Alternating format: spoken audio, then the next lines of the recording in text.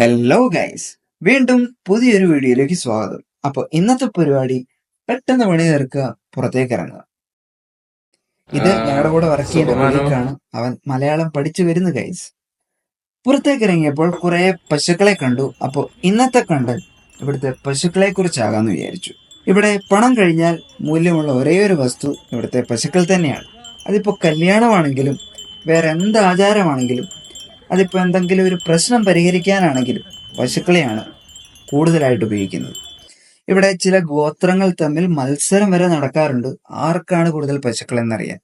ചിലപ്പോൾ അത് ചില സംഘർഷങ്ങളിലേക്കും മാറാറുണ്ട്. അങ്ങനെ അവിടുത്തെ കാഴ്ചകൾക്കും വിശേഷങ്ങൾക്കും ശേഷം അധികം നേരം ഞങ്ങൾ അവിടെ നിന്നില്ല ഗൈസ്.